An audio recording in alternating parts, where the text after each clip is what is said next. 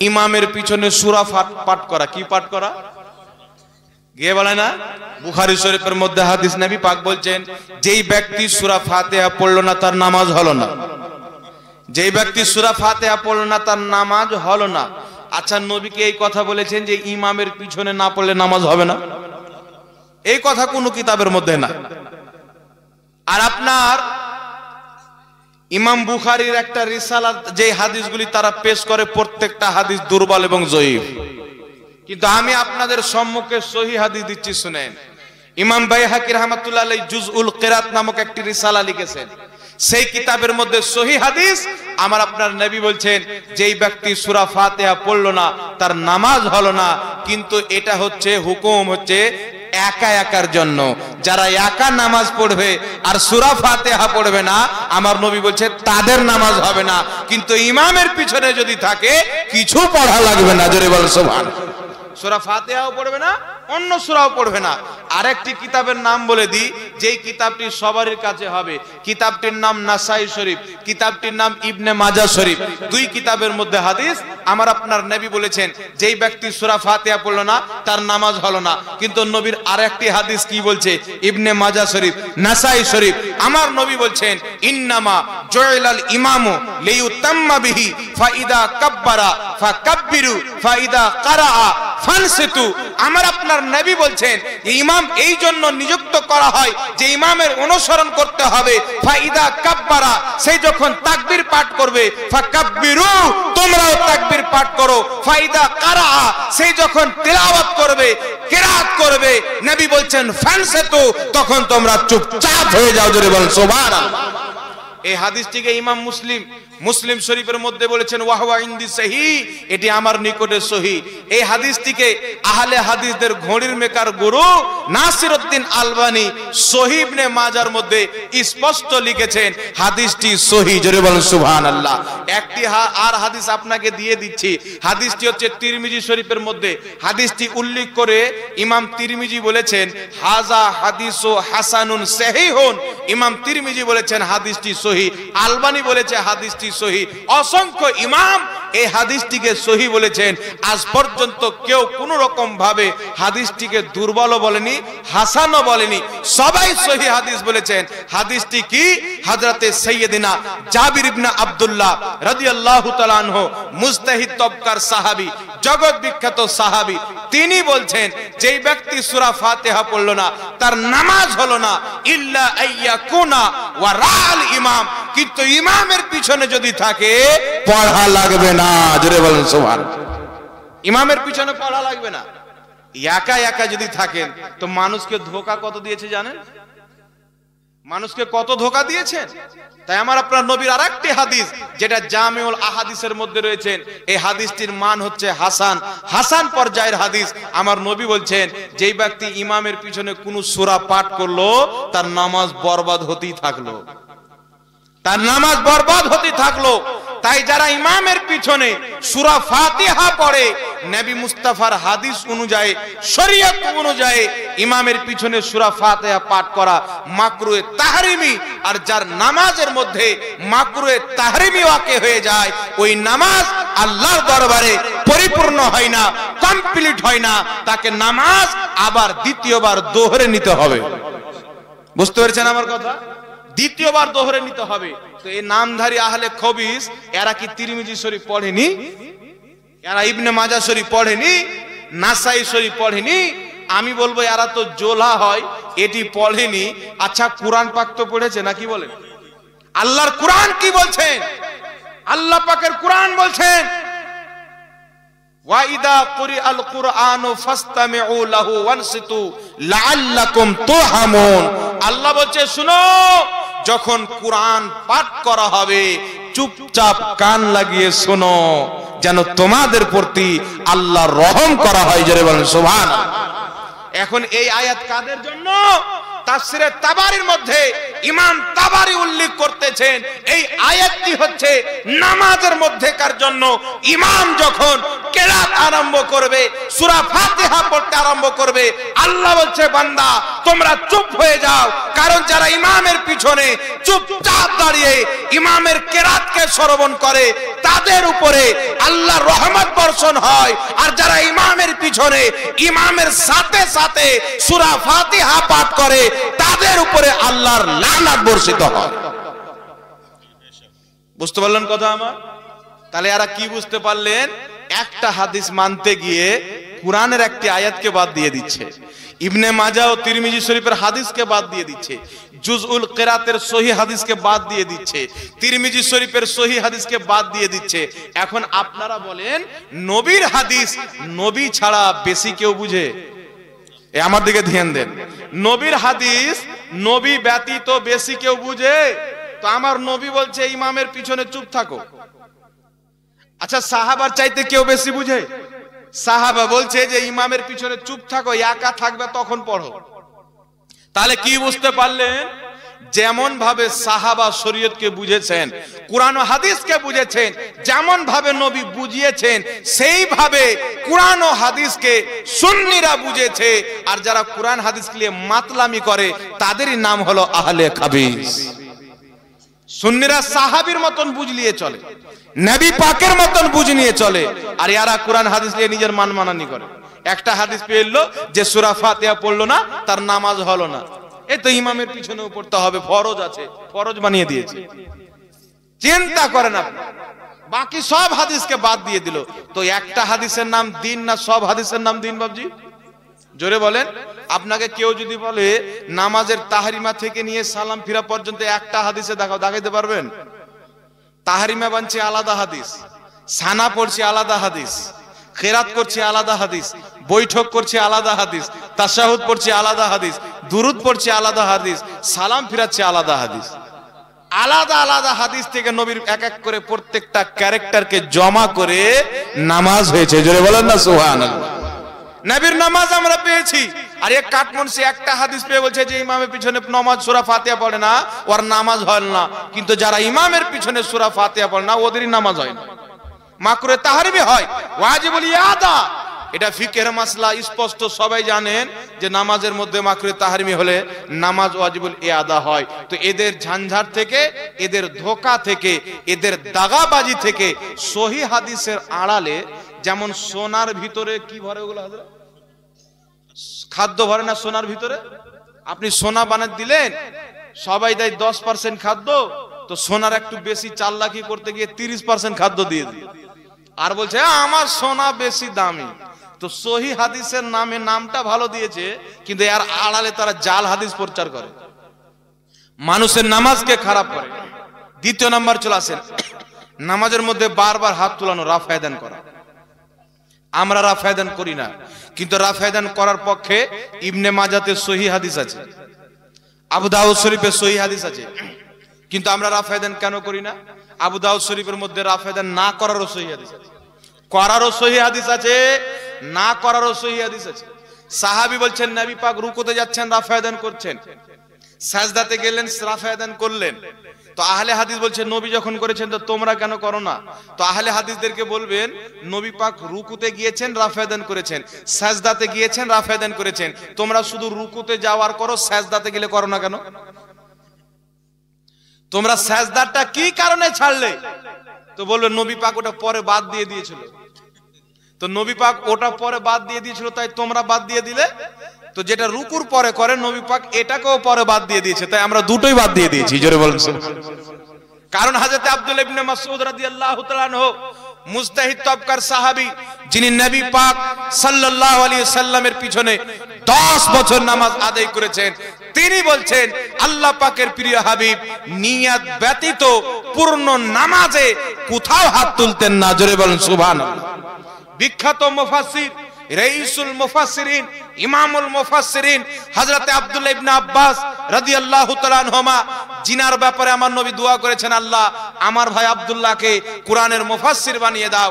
আমার আল্লাহ তাকে এত জ্ঞান দান দিয়েছেন, কোরআন পাকের বিশুদ্ধ তাফসীর তাফসীর ইবনে আব্বাস লিখেছেন। সেই তাফসীর ইবনে আব্বাসের মধ্যে বিখ্যাত সাহাবী এলান করে বলে দিয়েছেন, যারা বিনা রাফেদান নামাজ পড়ে, রুকুতে গিয়ে রাফেদান করে না, সাজদাতে গিয়ে রাফেদান করে না, নামাজের মধ্যে সর্বশ্রেষ্ঠ সহিহ নামাজ, শান্ত সুষ্ঠ নামাজ হচ্ছে তাদেরই যারা রাফেদানকে ত্যাগ করে দিয়েছে। জোরে বলেন সুবহানাল্লাহ। কারণ আমাদের নবী ত্যাগ করে দিয়েছেন, তার নবী যেটা প্রথম করেছেন পরে ছেড়ে দিয়েছেন, তার আমাদের জন্য প্রথমটা নিতে হবে না, পরেরটা নিতে হবে। কারণ পূর্বে দারু পান করা জায়েজ ছিল, পরে হারাম হয়ে গেছে। কেউ যদি পূর্বের আয়াতকে নিয়ে বলে আমরা পান করব, চলবে? চলবে? জোরে বলেন, চলবে না। তাই হাদিসের মধ্যে রয়েছে বাবু তারকে রাফেদান, রাফেদান ছেড়ে দেওয়ার পরিচ্ছেদ।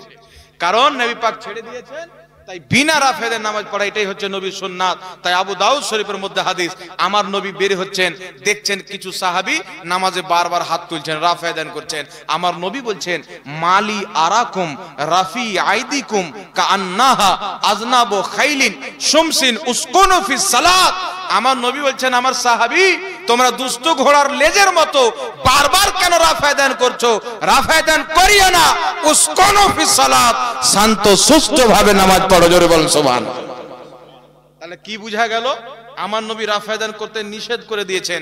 তাই যারা বিনা রাফেদানের নামাজ পড়ে, নাভির নিচে হাত বাঁধে, ইমামের পিছনে কেরাত করে না, তাদেরই নামাজ হচ্ছে মুস্তাফার নামাজ। জোরে বলেন সুবহানাল্লাহ। তাদেরই নামাজ হচ্ছে সালাতে মুস্তাফা, তাদেরই নামাজ হচ্ছে নামাজে রাসূল, তাদেরই নামাজ হচ্ছে রাসূলুল্লাহর নামাজ এবং সাহাবার নামাজ। জোরে বলেন সুবহানাল্লাহ। এখানে একটি কথা আর বলে দিই, আমিন বলা। এখানে আমিন বলা নিয়ে মসজিদে দেখবেন, আমি যেখানে থাকি দু একটা লোক গেলাম 2-3 দিন তো আমিন। আমি শুক্রবারে বলে দিলাম যে এরপরে যে জোরে আমিন বলবো আর চামড়া টেনে জড়ো করে দেবো, আর নালে এখানে হাদিস নিয়ে আসবি, নালে হাদিস নিয়ে যাবে। তো কোন বাপ বলেছে আমার সামনে নিয়ে আয়? তারপরে শুক্রবারে দুটা কিতাব নিয়ে গেলাম, হযরত হাকিম আল মুস্তাদরাক আলা সহিহাইন এবং ইমাম বাইহাকির লেখা সুনানুল কুবরা, এই দুটি কিতাব নিয়ে গেলাম, এবং মুসনাদে আহমদ 3টি কিতাব নিয়ে গেছিলাম। সুনানুল কুবরার মধ্যে হাদিস, হাকিম আল মুস্তাদরাকের মধ্যে হাদিস। হাদিসটি হযরতে আলকামা নিজের পিতা থেকে বর্ণনা করছেন। হাদিসটি হচ্ছে, তিনি বলছেন, আমি নবী পাকের পিছনে নামাজ আদায় করলাম, তো নবী পাক সাল্লাল্লাহু আলাইহি ওয়াসাল্লাম কারাআ গায়রিল মাগদুবি আলাইহিম ওয়ালাদ-দাল্লিন ফাকালা আমিন খাফাদা বিহা সাওতাহু। তিনি বলছেন, আমি নবী পাকের সঙ্গে নামাজ আদায় করলাম, তো নবী পাক সাল্লাল্লাহু আলাইহি ওয়াসাল্লাম ওয়ালাদ-দাল্লিন পাঠ করলেন, তারপরে আমিন বললেন। তো এত আস্তে আমরা কেউ শুনতে পেলাম না। জোরে বলেন সুবহানাল্লাহ। আস্তে আমিন বললেন। ইমাম হাকিম রাহমাতুল্লাহ আলাইহি হাকিম আল মুস্তাদরাক আলা সহিহাইনের মধ্যে হাদিসটি উল্লেখ করে বলছেন, হাযা হাদিসু সহিহুন, আমার নবী মুস্তাফা আস্তে আমিন বলেছেন, এই হাদিসটি হলো সহিহ হাদিস। জোরে বলবেন না সুবহানাল্লাহ। তো সুনানুল কুবরার মধ্যে সহিহ হাদিস, হাকিম আল মুস্তাদরাকের মধ্যে সহিহ হাদিস। আরেকটি হাদিস একই বর্ণনাকারী হযরতে আলকামা রাদিয়াল্লাহু তাআলা আনহা, কিন্তু এই হাদিসের সনদ আরো ভিন্ন, কিন্তু ওই সনদটাও সহিহ, এই সনদটাও সহিহ। মুসনাদে আহমদের মধ্যে ইমাম আহমদ রাহমাতুল্লাহ আলাইহি হাদিসটি নিয়েছেন।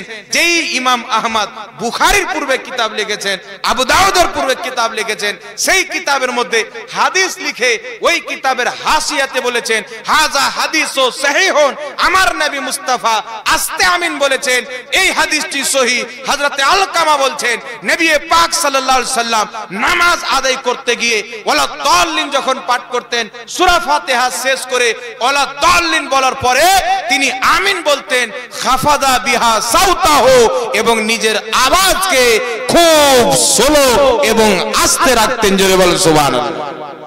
তিনি নিজে হাদিসটিকে সহিহ বলেছেন। আর ইনি এত বড় ইমাম যে ইমাম বুখারী, ইমাম মুসলিম ইনাদের চাইতেও বড় ইমাম, ইমাম আহমদ রাহমাতুল্লাহ আলাইহি।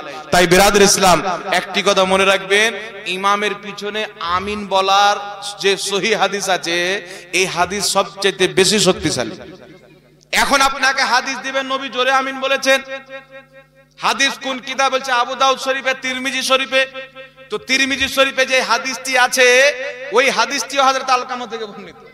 তিরমিজিতে যে হাদিসটি আছে, ওই হাদিসটি হচ্ছে হাসান পর্যায়ের হাদিস। আর হাসান পর্যায়ের হাদিস একদিকে, সহি পর্যায়ের হাদিস যদি একদিকে করেন, তো সবাই জানে হাসান পর্যায়ের হাদিস চাইতে সহি হাদিসের মান আরো বেশি বড়, ফজিলত আরো বেশি বড়। তাহলে সহি হাদিস থাকতে হাসান হাদিস কেন নিব? বুঝতে পারছেন কথা আমার? সহিটার উপর আমল করব। দ্বিতীয় কথা হচ্ছে আবু দাউদ শরীফের মধ্যে হাদিস, একটি হাদিস রয়েছেন ওখানে মুদ্দা শব্দ রয়েছেন, মাদ খিচা। আমার নবী আমিন বলেছেন লম্বা করে, জোরে না। যেমন আমি যদি আলিফ লম্বা করে টানি, আলিফ আস্তে করে বললাম, তাহলে লম্বা টানা হলো কিন্তু জোরে হলো না। এই মাদ শব্দের অর্থ জোরে, জোরে না, লম্বা করা। আরেকটি আছে যে নবী পাক সাল্লাল্লাহু আলাইহি ওয়াসাল্লাম নিজের আওয়াজকে দীর্ঘ করলেন, লম্বা করলেন, জোরে করলেন। ইমাম বদরুদ্দিন আইনি রহমাতুল্লাহ আলাইহি নিজের কিতাব বুখারী শরীফের সারা উমদাতুল কারির মধ্যে লিখেছেন, যেখানে জোরে আমিন বলার কথা উল্লেখ রয়েছেন, ওই কথাটি হচ্ছে সাহাবাকে শিক্ষা দেওয়ার জন্য।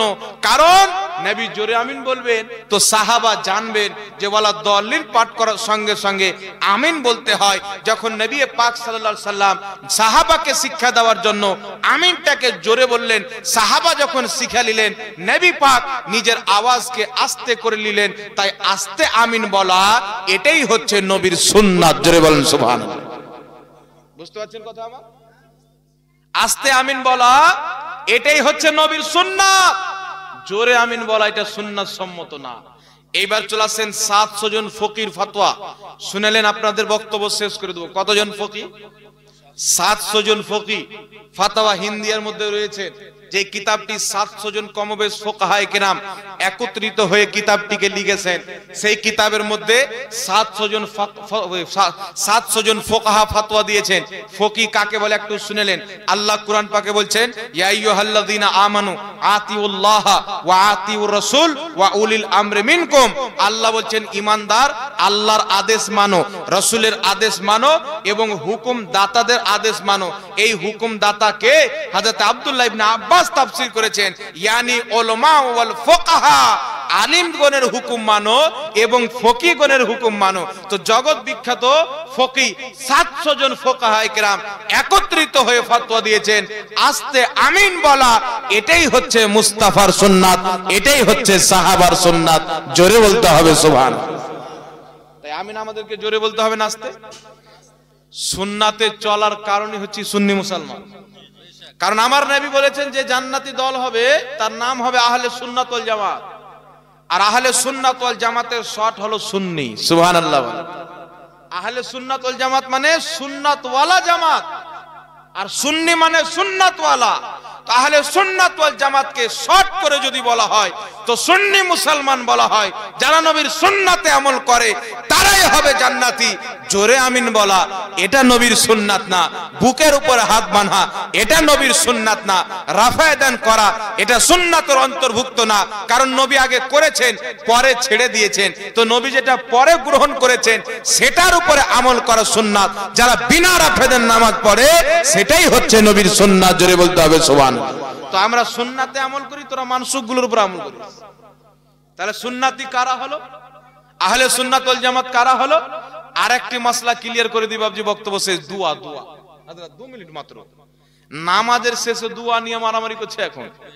এতদিন বলতো নবীর কাছে চাওয়া যাবে না, ওয়ালির কাছে চাওয়া যাবে না, এখন বলছে আল্লাহর কাছেও চাওয়া যাবে না। বুঝতে পারছেন? মানে বলছে আল্লাহর কাছে চেয়েও না, কিন্তু আমি রাহুল আমার বাড়ি যখন তখন এসে নিয়ে যাও। কি বুঝলেন? ওর বাড়ি যান, বলবো ওর যে ভক্ত আছে অন্ধ ভক্ত, দেখবেন মোদির কিছু অন্ধ ভক্ত না, বলছে গরুর গোবর সোনার চাইতে বেশি দামি। জি, আর গরুর মুখ তেরি বাপরে, বলবে মুসলিমদের আবে জমজম ফেল, বলে নাউজুবিল্লাহ। এটা ওদের ধারণা আছে, বলে না? এইরকম আহলে হাদিসের কিছু মৌলবি বেরিয়েছে, বলছে উটের পেশাব পান করা যায়। তো উট তো জানোয়ার, ওর কেটে পেশাব পান করবি? আমাদের মাদ্রাসা চলাই, আমাদের মাদ্রাসার তালিব ইলম সকাল সন্ধ্যা কত ড্রাম পেশাব করে, পার্সেল করে পাঠিয়ে দেবো না, কি বলেন? তো জোলহা পাগলা লোক কোথায় কোন হাদিস কিভাবে নবী বলেছেন, যদি হাদিস বুঝনেওয়ালার কাছে না বুঝে তাহলে মূর্খ হবে কি হবে না? গুমরাহ হবে কি হবে না? মুহাদ্দিসিন কেন তৈরি হয়েছেন? মুহাদ্দিসিন এই জন্য তৈরি হয়েছেন যে উনাদের মাধ্যমে আমরা হাদিস বুঝবো। জোরে বলেন সুবহানাল্লাহ। ফুকাহা এই জন্য তৈরি হয়েছেন, উনাদের মাধ্যমে আমরা দ্বীন শিখবো।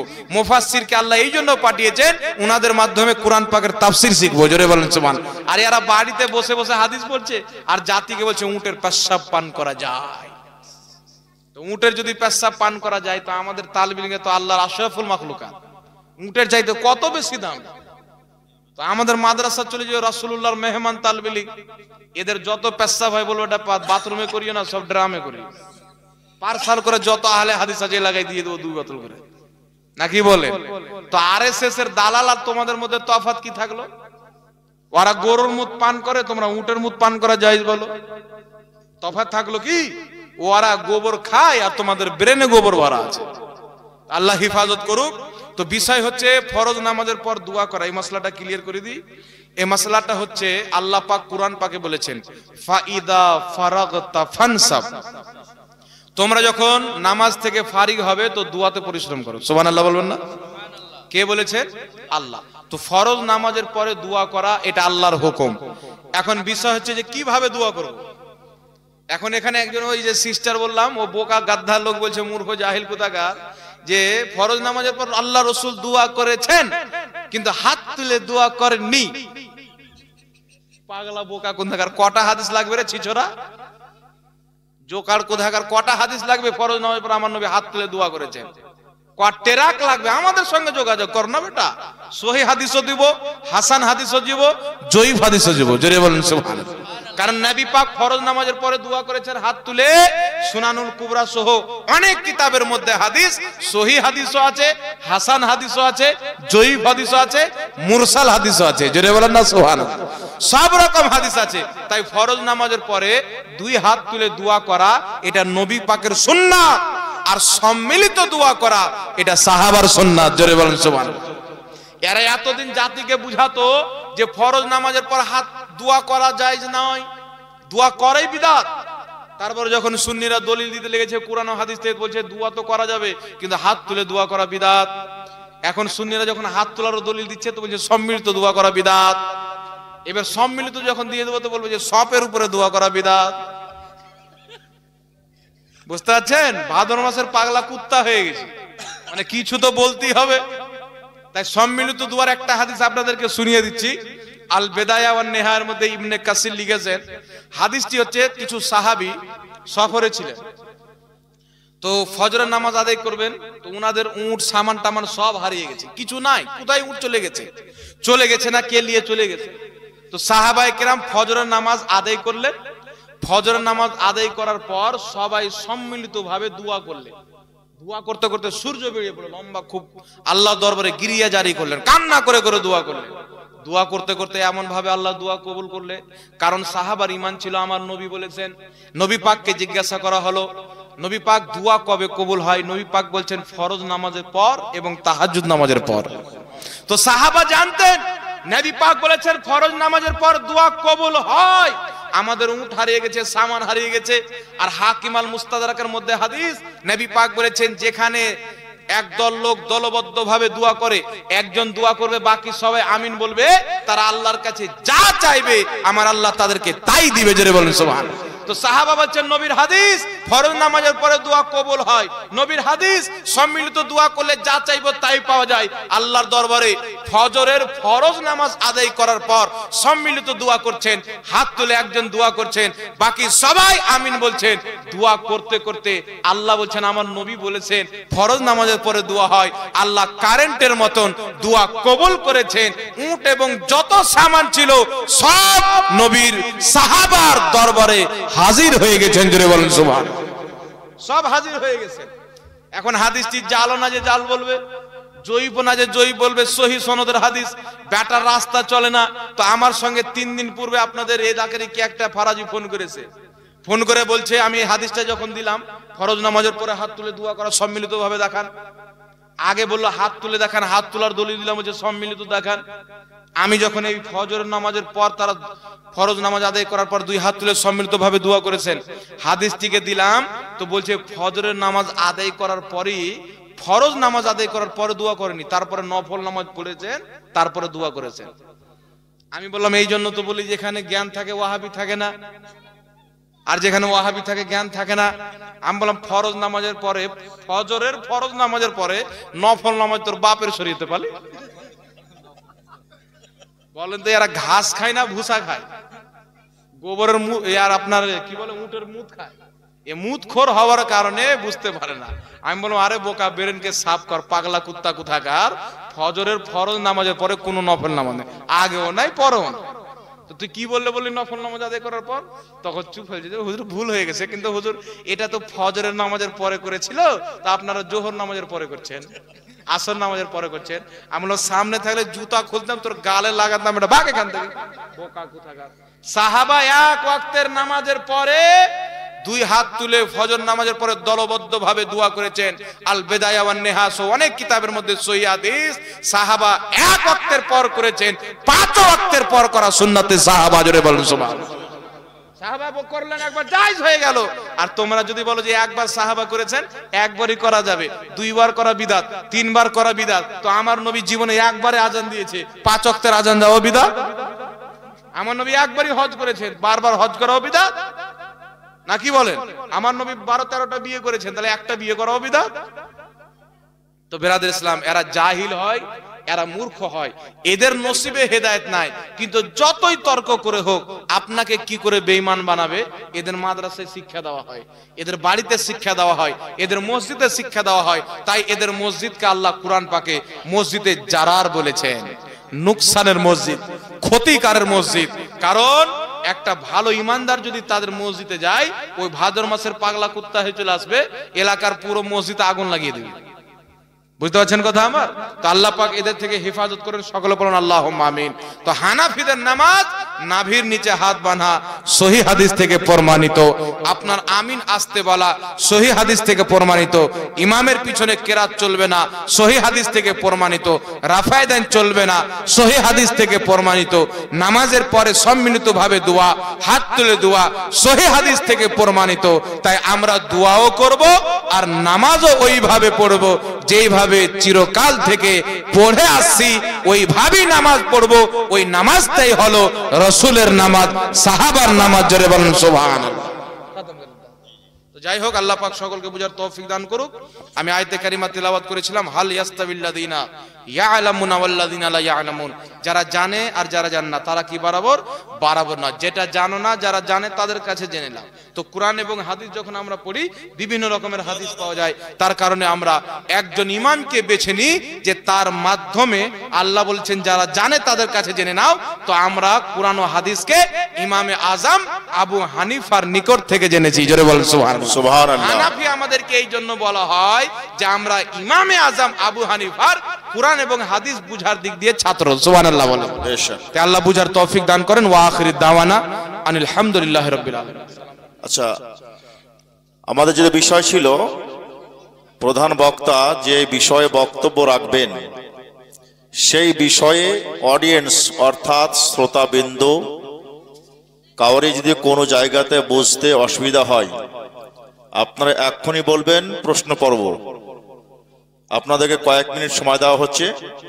যদি আপনাদের কোনো প্রশ্ন থাকে, যেই বিষয়ে বক্তব্য রাখলেন সেই বিষয়ে যদি কাউরে প্রশ্ন থাকে, প্রশ্ন করবেন। কাউরে প্রশ্ন আছে? হ্যাঁ বলুন। এখানে আসেন, এখানে আসেন, আপনি এখানে আসেন। মাইকে বলেন, কি প্রশ্ন? মাইকে বলতে হবে তো, না মাইকে না, লিখিত আকারে সামনে প্রশ্ন দিয়ে দেওয়ার পর হ্যাঁ এই আজান দেওয়া যায়, এটা জানি। কিন্তু এই বিষয় ছিল না আজকে, বলে দিচ্ছি। আচ্ছা বলে দেন। জান জান দেখেন, মৃত্যু ব্যক্তিকে দাফন করার পরে কবরের পাশে দাঁড়িয়ে আজান দেওয়া যাবে কিনা উনি জিজ্ঞাসা করেছেন। বিষয় হলো, শুনেন, যারা বলে যে কোরআন এবং হাদিস ছাড়া কিছু মানা যাবে না, ওরা কোরআনও মান না, হাদিসও মান না। কারণ আল্লাহর কোরআন বলেছেন হক্কানি আলিম এবং ফকিদের আদেশ মানো। নবী পাক বলেছেন যেই কাজটাকে মুসলমান মুমিন পছন্দ করে ওই কাজটাকে আল্লাহও পছন্দ করে। কারণ হচ্ছে কি, যেটাকে বিজ্ঞ হক্কানি আলিম উলামাগণ পছন্দ করে ওটাকে আল্লাহও পছন্দ করে, আল্লাহর দরবারে ওটা পছন্দনীয় হয়ে যায়। জোরে বলেন সুবহানাল্লাহ। নবী পাক সাল্লাল্লাহু আলাইহি সাল্লামের হাদিস, মানুষকে যখন দাফন করা হয় তার কবরের মধ্যে শয়তান প্রবেশ করে, তাকে যখন প্রশ্ন করা হয় তাকে গুমরা করে যেন সে উত্তর না দিতে পারে, ধোঁকা দেয়। নবী পাকের আরেকটি হাদিস যে আজানের আওয়াজ শুনে শয়তান বায়ু ছাড়ে আর পালে। তাই ফোকাহায়ে কেরাম যেমন ফাতাওয়া শামির মধ্যে, ফাতাওয়া বাহরুর রাহিকের মধ্যে বিখ্যাত ফোকাহায়ে কেরাম বলেছেন যে আপনার যেমন মায়ের পেট থেকে জন্ম নেওয়ার পরে কানে আজান দেওয়া হয়, এর উপরে কিয়াস করে দুনিয়াতে যখন আসছে তখন আজান শুনলো, এবার দুনিয়াতে যখন তাকে বিদায় করা হলো তখনও তার কবরের পাশে দাঁড়িয়ে আজান দেওয়া, তার কবরের শয়তানও পালাবে এবং যে দুনিয়াতে এসে আজান দেওয়া হয়েছে তার উপরে কিয়াস হয়ে যাবে। এবং আশহাদু আল্লা ইলাহা ইল্লাল্লাহ মান রাব্বুকা প্রশ্ন যখন করা হবে তার তালকিনও হয়ে যাবে। মা কুনতা তাকুলু ফি হাক্কি হাযা রাজুল যখন বলা হবে আশহাদু আন্না মুহাম্মাদুর রাসূলুল্লাহ, মুয়াজ্জিনের আজান মৃত্যু ব্যক্তি শুনবে, শ্রবণ করবে, এতিও তার তানকিন হয়ে যাবে। জোরে বলেন সুবহানাল্লাহ। তার কারণে ফোকাহায়ে কেরাম বলেছেন কবরের পাশে দাঁড়িয়ে আজান দিলে মুর্দা উপকৃত হয় এবং এই কাজটি করা হচ্ছে মুস্তাহাব, করলে সওয়াব হবে, না করলে কোনো গুনাহ হবে না, এই রকম কাজ এটা, বুঝতে পারলেন? তাই আমাদের উলামায়ে আহনাফ বলেন যে সওয়াব যেহেতু আছে সেহেতু আমরা করব, বুঝতে পারলেন? তাই আমাদের এলাকার রাজমহলে প্রত্যেক এলাকাতে যাবেন আপনি, আমাদের ওখানে 100%-এর মধ্যে 90% আমরা সুন্নি সহিহুল আকীদা মুসলমান। আমাদের বড় বড় মাদ্রাসা, বড় বড় মসজিদ আছে, যেই মারা যাক সবারই কবরে উলামায়ে কেরাম আজান দেয়, কারণ ফোকাহায়ে কেরাম এটাকে মুস্তাহাব বলেছেন। ধন্যবাদ। যা হোক, যে বিষয় ছিল না তাও উত্তর হয়ে গেছে।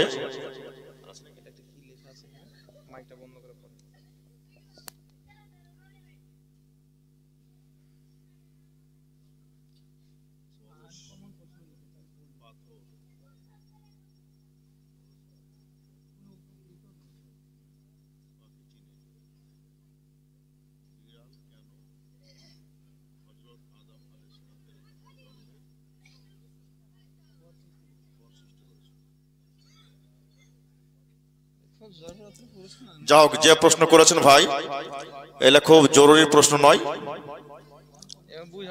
আর আপনার লেখাও পরিষ্কার নেই, যার জন্য আর কারোর প্রশ্ন আছে? যা হোক, যে বিষয়ে আলোচনা হলো সে বিষয়ে যে প্রশ্ন, যা হোক, আমার ব্যক্তিগত যেহেতু চা চলছে, চায়ের পাবর শেষ হয়ে যাক, একটু বসে যান। আমার ব্যক্তিগত প্রশ্ন সেটা হচ্ছে, মহিলাদের নামাজ জামাতের সঙ্গে হবে না হবে না? মহিলারা কি ইমাম হবে? সেই বিষয়ে আমরা একটু জানতে চাইছি। মহিলাদের নামাজে জামাত নাই। রাসূল পাক সাল্লাল্লাহু আলাইহি সাল্লামের জামানাতে মহিলারা মসজিদে যেত। নবী পাক সাল্লাল্লাহু আলাইহি সাল্লাম বলেন তোমরা তোমাদের মহিলাদেরকে মসজিদে আসতে বাধা দিও না। কিন্তু অনেক উলামায়ে কেরাম লিখেছেন যেই মহিলারা যেত তারা বিরুদ্ধ মহিলা, যুবক মহিলা যেত। দ্বিতীয় নাম্বার হলো মা ফাতেমার জীবনে কোনোদিন মসজিদ গিয়েছেন এরকম কোনো হাদিস নাই, কারণ মা ফাতেমা মসজিদ যেতেন না। তো নবী পাক যে বলেছিলেন নিষেধ করো না, এটা শুধু জায়েজের জন্য। মহিলারা যে মসজিদে গিয়ে নামাজ পড়ে তো বেশি নেকি পাবে, নেকির জন্য না, শুধু জায়েজের জন্য, যেন কুফার ও মুশরিক প্রথম ইসলামের এলান ছিল, এটা না ভাবে যে ইসলামে মহিলাদের সম্মান কমিয়ে দিল আর পুরুষদের সম্মান বাড়িয়ে দিল। অনেক কারণ থাকতে পারে। দ্বিতীয় কথা হলো আমার নবী সাল্লাল্লাহু আলাইহি সাল্লাম বলেছেন, আবু দাউদ শরীফের মধ্যে হাদিস, সুনানুল কুবরার মধ্যে হাদিস, অসংখ্য কিতাবের মধ্যে রয়েছেন। রাসূল পাক সাল্লাল্লাহু আলাইহি সাল্লাম বলেছেন মহিলাদের মসজিদ চাইতে নামাজ পড়ার সর্বোত্তম জায়গা হলো তাদের বাড়ি। তাদের বাড়ির মধ্যে সবচাইতে উত্তম হচ্ছে তাদের বারান্দা, বারান্দার চাইতে উত্তম হচ্ছে ঘরের মধ্যে, ঘরের মধ্যে চাইতে বেশি উত্তম হচ্ছে ঘরের একটা কোণাতে। জোরে বলেন সুবহানাল্লাহ। ইমাম বুখারী রাহমাতুল্লাহ আলাইহি নিজের কিতাব আল আদবুল মুফরাদের মধ্যে হাদিস নিয়েছেন, মা ফাতেমাকে নবী পাক সাল্লাল্লাহু আলাইহি সাল্লাম মেয়েদের ফিতরাতের বারে জিজ্ঞাসা করলেন, চরিত্রের ব্যাপারে। তো মা ফাতেমা রাদিয়াল্লাহু তাআলা আনহা বললেন মেয়েদের ফিতরাত ওদের জন্য সবচাইতে উত্তম হলো তারা বাড়িতে নামাজ পড়বে, বাড়ির মধ্যে ঘরের ভিতরে পড়বে, ঘরের মধ্যে থেকে ঘরের সবচেয়ে বেস্ট এবং সবচেয়ে উত্তম হলো তারা সেই ঘরের কোণাতে নামাজ পড়বে। নবী পাক সাল্লাল্লাহু আলাইহি সাল্লাম মা ফাতেমাকে চাপবাসী দিলেন আর বললেন বেটি তুমি মেয়েদের ফিতরাতকে বুঝে নিয়েছো। জোরে বলেন সুবহানাল্লাহ। তার কারণে মহিলাদের বাড়িতে নামাজ পড়াতে বেশি নেকি এই বাশারত আমার নবী আগে দিয়ে দিয়েছিলেন, কারণ বাড়িতে নামাজ পড়াতে মহিলাদের পর্দা বেশি। দ্বিতীয় নাম্বার, হযরত উমর ফারুক রাদিয়াল্লাহু তাআলা আনহু যখন খেলাফতের আমল আসলো, তিনি মহিলাদেরকে নিষেধ করে দিলেন। তো সব মহিলা মা আয়েশার কাছে গেলেন যে নবী পাক আমাদেরকে নিষেধ করেননি, হযরত উমর ফারুক কেন নিষেধ করলেন? তো মা আয়েশা বলেছিলেন, বুখারীর মধ্যে হাদিস আছে, মা আয়েশা বলছেন যে তোমাদের এখন যা অবস্থা হয়েছে, যদি নবী পাক সাল্লাল্লাহু আলাইহি সাল্লাম এই জামানাতে জাহেরি জিন্দেগিতে উপস্থিত থাকতেন তো নবী পাক সাল্লাল্লাহু আলাইহি সাল্লাম ওই কাজই করতেন যে কাজ উমর করেছে। উনিও তোমাদেরকে নিষেধ করে দিতেন, যেমন ভাবে বানি ইসরাইলদের মহিলাদেরকে মসজিদ যাওয়া থেকে নিষেধ করে দেওয়া হয়েছিল। বুঝতে পারলেন? তো হযরত উমর ফারুকের এই ফয়সালা সমস্ত সাহাবা মেনেছেন, সমস্ত ইমাম মেনেছেন, সমস্ত মুহাদ্দিস মেনেছেন। যুগ যুগ চলে গেল, 1400 বছর, আজকের গাঁজা খানেওয়ালা জাহিল আহলে হাদিস বেরিয়েছে। মানে কোন মসজিদে কোন ইমাম বুঝতো না, কোন সাহাবী বুঝলো না, কোন তাবি বুঝলো না, এরা বেশি হাদিস বুঝলো, পাগলা কুত্তা কোথাকা। তো এদের থেকে ঈমান বাঁচিয়ে রাখবেন। মহিলাদের কোনো জামাত নাই, ওরা বাড়িতে নামাজ পড়ে। আলহামদুলিল্লাহ, অসংখ্য ধন্যবাদ। আরেকটি প্রশ্ন এসেছে, তাকবীরের সময় কেউ কেউ দাঁড়িয়ে থাকছে, যখন একামাত হচ্ছে, একামাতের সময় কেউ কেউ দাঁড়িয়ে থাকছে, কেউ কেউ বসে থাকছে, কোনটা সঠিক? হাদিস শরীফের মধ্যে আছে, হযরত আব্দুল্লাহ রাদিয়াল্লাহু তাআলা আনহু তিনি একটা মসজিদে উপস্থিত আছেন, বিখ্যাত সাহাবী, দেখছেন তাকবীরের সঙ্গে সঙ্গে অনেক সাহাবী দাঁড়িয়ে গেলেন। তো হযরত আব্দুল্লাহ বলছেন, বসো বসো, সবকে বসতে দিলেন। বসার পরে তিনি জিজ্ঞাসা করছেন যে আল্লাহর নবী সাল্লাল্লাহু আলাইহি সাল্লামকে আমি দেখেছি তিনি হাইয়া আলাস সালার পূর্বে দাঁড়াতো না, জোরে বলেন সুবহানাল্লাহ। তাই যখন হাইয়া আলাস সালাহ বলা হবে তখন তোমরা দাঁড়াবে। মুসান্নাফে আব্দুর রাজ্জাকের মধ্যে হাদিস, সম্ভবত হাদিস নাম্বার 1853 হবে, সম্ভবত, এটা কনফার্ম না আমি। প্রথম খণ্ডের মধ্যে হাদিসটা অবশ্যই আছে যে নবী পাক সাল্লাল্লাহু আলাইহি সাল্লামের স্ত্রী হযরত উম্মে হাবিবা রাদিয়াল্লাহু তাআলা আনহা বলেন, নবী পাক সাল্লাল্লাহু আলাইহি সাল্লাম উপস্থিত ছিলেন, হযরত বেলাল তাকবীর দিচ্ছিলেন। তো হযরত বেলাল যখন হাইয়া আলাস সালাহ বললেন তখন নবী পাক দাঁড়িয়ে গেলেন। কখন দাঁড়ালেন? হাইয়া আলাস সালাহ বললেন তখন নবী পাক দাঁড়িয়ে গেলেন। দিয়ে তিনি হুজরা থেকে বের হলেন, নবী পাককে দেখে সব সাহাবাও দাঁড়িয়ে গেল। আরেকটি কিতাব শারহে বেকায়ের মধ্যে আছে, ইমাম এবং মুক্তাদি যখন মসজিদে উপস্থিত থাকবে তো হাইয়া আলাস সালাহ যখন মুয়াজ্জিন বলবে তখন দাঁড়াবে। ফাতোয়া আলমগীরি এবং ফাতাওয়া শামির মধ্যে লেখা আছে, ইয়াকরাউ লাহুল ইনতিজারু কায়েমান, ইকামতের সঙ্গে সঙ্গে দাঁড়িয়ে যাওয়া হচ্ছে মাকরু। মাকরুকে যখন কেউ সুন্নাত মনে করে দাঁড়ায়, সঠিক মনে করে দাঁড়ায়, এটা আরো বড় ভুল হয়ে যায়। তাই এটা থেকে বাঁচতে হবে, এটা হচ্ছে ভুল। হাইয়া আলাস সালাতে দাঁড়া নবী পাকের সুন্নাত। অসংখ্য ধন্যবাদ।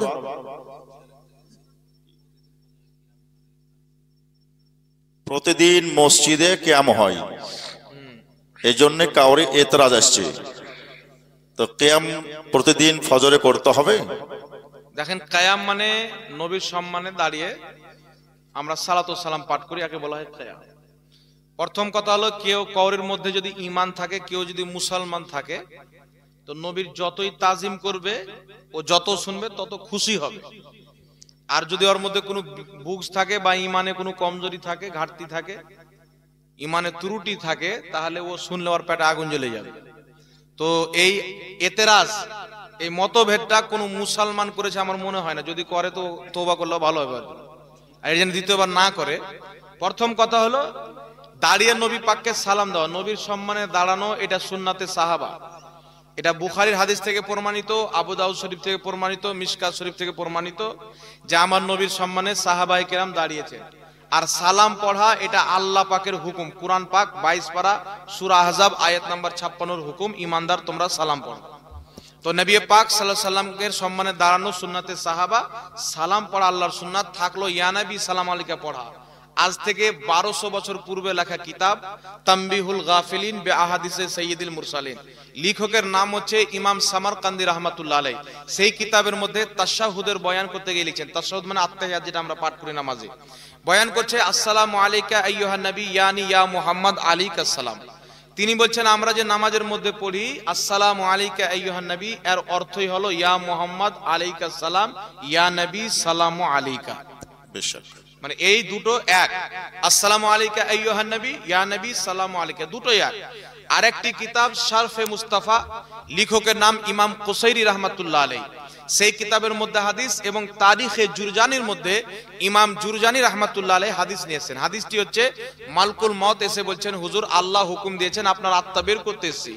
যদি আপনি অনুমতি দেন আত্মা বের করব, যদি না দেন তো বের করব না। এমনি সময় জিবরিল আমিন অবতরণ করলেন, নাজিল হলেন। জিবরিল আমিন এসে বললেন, ইয়া আহমদ আলাইকাস সালাম। এক জায়গাতে হাদিস ইয়া আহমদ আলাইকাস সালাম বললেন, আরেক জায়গাতে হাদিস ইয়া মুহাম্মদ আলাইকাস সালাম বললেন। তো আগে ইয়া মুহাম্মদ বলে যখন সালাম দিলেন, তো আমার নবী বললেন না, জিবরিল তুমি আমার বেয়াদবি করে দিলে, ইয়া মুহাম্মদ কেন বলছো, ইয়া নবী কেন বলছো, ইয়া নবী বলো তো বেয়াদবি। আমার নবী সুন্দর করে তার সালামের উত্তর দিয়ে ওই জিনিসটাকে নিজের হাদিস বানিয়ে দিলেন। জোরে বলেন সুবহানাল্লাহ। আর সবাই জানে উলামায়ে কেরাম হাদিস তিন প্রকার, একটি কওলি, একটি হচ্ছে ফেলি, একটি হচ্ছে তাকরিরি। কওলি হাদিস হলো নবী পাক যেটা বলেছেন সেটি কওলি হাদিস, যেটি করেছেন সেটি ফেলি হাদিস। আর তাকরিরি হাদিস হলো নবী পাকের সামনে কিছু কেউ করলো আর আমার নবী নিষেধ করলেন না, সমর্থন করলেন, একে বলা হয় হাদিসে তাকরিরি। তো জিবরিল আমিন আগে ইয়া মুহাম্মদ বলে পরে সালাম করলেন, আমার নবী উত্তর দিলেন, এটাকে অপছন্দ করলেন না, পছন্দ করলেন। তাই ইয়া নবী সালামু আলাইকা পাঠ করা এটা নবীর হাদিস থেকে প্রমাণিত। বুঝতে পারলেন কথা? অসংখ্য ধন্যবাদ। আর বেশি বিলম্ব নয়, আমরা এখন সালাতু সালাম পেশ করব। আর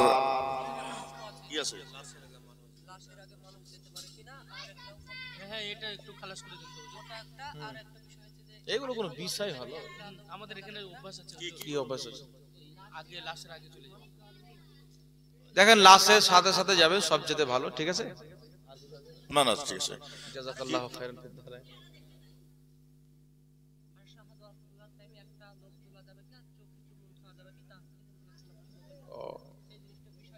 দেখেন আশহাদু আল্লাহ ইলাহা ইল্লাল্লাহ নামাজে পড়লে আমরা আঙ্গুল তুলি না?